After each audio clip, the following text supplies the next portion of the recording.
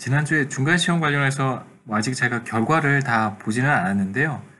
그, 몇몇 학생들께서 시간이 좀 촉박했다고 저한테 연락을 좀 하셨습니다. 그래서 그거에 대해서 한 가지만 말씀을 드리면 그냥 우리가 예, 온라인 테스트를 진행을 해야 되고 그리고 그 과정에서 이제 부정행위에 대한 가능성을 최소화할 수 있는 방법을 저도 많이 고민을 했는데요. 그것에 대한 이제 최선의 방법은 아마도 좀 촉박한 시간 안에 문제를 해결할 수 있는 능력을 평가하는 것이 아닐까라고 해서 테스트를 그렇게 진행했던 것이고, 시간이 부족해서 아마 답을, 예, 최종 답안을 작성하지 못한 학생들께는 좀 많이 미안한 마음이 있습니다. 그래서 우리가 평가 기준도 우리가 이번에 조금 바꿨잖아요. 그래서 중간 시험 이후에 제가 이제 과제도 여러 차례 여러분들께 내드릴 것이고, 그 다음에 지금 뭐 코로나 바이러스도 우리가 잘 매니지하고 있는 것 같습니다. 그래서 우리가 잘 바이러스를 컨테인할 수 있으면 이제 뭐 기말 시험도 오프라인으로 볼 수 있을 것 같고요. 이제 뭐 개인적인 바람은 사실 뭐 초등학교 같은 경우에 6월부터 등교를 한다고 뭐 연락을 받았는데 저희도 가능하면 6월부터 강의를 오프라인으로 하면 좋겠는데 이제 그건 학교 측에서 결정할 문제이기 때문에 사실 뭐 매우 위험한 상황이긴 합니다만 아직도 어떻게 될지는 또 그때 가서 보도록 하죠. 시험 문제 관련해서는 그 주어진 시간 안에 문제를 해결하는 것도 여러분 평가의 기준이었다라고 말씀을 드리고 싶고, 시험 문제가 이제 그렇게 출제된 데에 대해서는 제가 특별히 또 드릴 말씀이 없네요.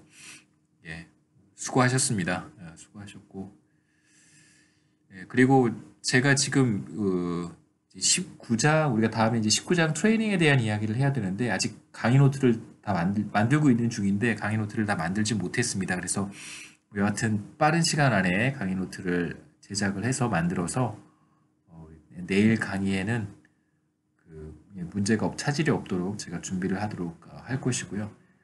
개인적으로 변명 같을지 모르겠지만 지금 한국은행에 계시는 분하고 이 코로나 바이러스 관련해서 그 한국 노동시장에 미칠 여러 가지 임팩트들을 좀 시뮬레이션 하고 있는 중이어서 지난 한 1, 2주 정도는 저도 굉장히 뭐 정신없이 좀 바빴습니다. 물론 돈 받고 하는 것도 아니어서 돈 받고 하는 것도 아닌데 그냥 되게 열심히 하고 있습니다. 개인적으로 부탁을 하셔서 뭐 의미 있는 일이라고 생각을 했기 때문에 여러분 우리가 이 과목이 사실 거시경제와 관련이 별로 없. 제가 사실 전공이 거시경제학이잖아요. 거시노동인데 관련이 없어서 뭐 그래프로 보여드리긴 좀 그렇지만 그 사실 고용 지표는 나빠지지 않았는데 소비라든가 GDP 같은 경우에는 매우 나빠졌습니다. 1분기 2020년 1분기 데이터가 어, 소비 같은 경우에는 그 저는 이렇게 소비가 크게 하락했던 걸 본 적이 없어요. 나중에 기회가 되면 제가 정리해서 보여드릴 텐데 소비 감소가 어마어마했습니다. 여하튼 그래서 변명이었지만 준비를 해서 제가 내일 강의 때는 여러분 강의 노트를 가지고 수업을 최소한 강의 노트 19장을 다 완성하지 못하더라도 내일 강의에 문제가 없도록 그 분량까지는 제가 만들어서 업로드를 하도록 하겠습니다.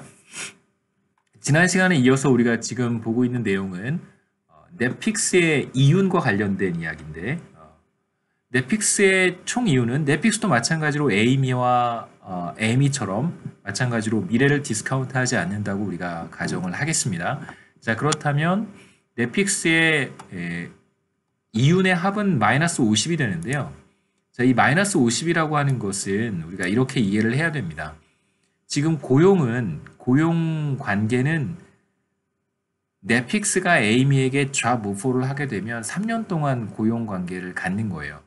자, 그런데 세 번째 해에 마이너스 50만큼의 이윤이 발생을 합니다. 이윤이 마이너스가 되는 것이죠. 넷픽스 관점에서 이윤의 총합이 마이너스라고 하는 것을 자, 1기 초에 인지한다면, 이것을 알고 있다면, 그렇다면 넷픽스는 어떤 행동을 하게 되냐면 애초에 에이미에게 drop offer를 하지 않게 됩니다. 그러니까 1기와 2기는 일을 하고 3기 때 해고하는 그런 식의 고용관계는 이루어질 수 없기 때문에 애초에 job offer를 넷픽스가 에이미에게 할 것인가 말 것인가 라고 하는 의사결정만을 우리가 지금 보고 있습니다. 그렇기 때문에 넷픽스는 에이미에게 job offer를 하지 않겠죠.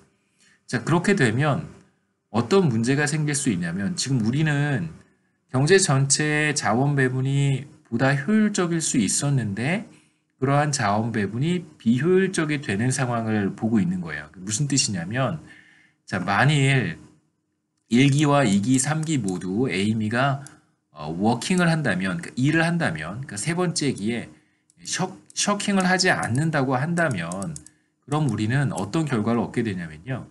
아웃풋도 100이 되고요. 그러니까 적어도 1기, 2기, 3기 모두 생산 활동을 할 수 있고 그 생산한 것 모두를 에이미가 웨이지로 가져갈 수 있습니다. 물론 넷픽스는 생산 활동을 하든 하지 않든 항상 이유는 제로기 때문에 이유는 제로기 때문에 넷픽스 입장에서는 무차별합니다. 생산 활동을 해도 좋고 안 해도 좋습니다. 이제 지난 시간에도 말씀드렸듯이 넷픽스는 이윤이 제로일 때 생산 활동을 해도 제로고 안 해도 제로일 때는 생산 활동을 이제 한다고 우리가 가정할 수 있어요. 자, 지금 이런 결과를 우리가 만들어낼 수 있다면 에이미가 세 번째 기에 셔킹을 하지 않도록 우리가 어떤 디자인을 해낼 수 있다면 그렇다면 에이미는 사실 이러한 job offer를 애초에 받지 못했을 때보다 이러한 job offer를 받는 것이 에이미 입장에서는 더 좋습니다. 웨이지를 100만큼 받을 수 있잖아요. 그러니까 실제로 이 두 파티 모두에게 그러니까 에이미와 넷픽스 모두에게 더 좋은 자원 배분을 우리가 얻을 수 있어요. 그러니까 세 번째 기에 셔킹을 하지 않도록 뭔가 우리가 어떤 장치를 고안해낼 수 있다면 어떤 메커니즘을 우리가 디자인할 수 있다면 그렇다면 보다 더 두 사람 넷픽스와 두 사람 넷픽스는 사람이 아니니까요. 하여튼 뭐 두 당사자 모두에게 보다 더 나은 결과를 제시할 수 있는 보다 더 효율적인 자원 배분을 달성할 수 있습니다. 하지만 여기에서는 지금 현재 세 번째 기에 에이미가 셔킹을 하기 때문에 우리는 보다 더 효율적인 자원 배분을 달성하지 못하게 되는 것이죠. 지금의 자원 배분은 비효율적이다라고 얘기할 수 있습니다.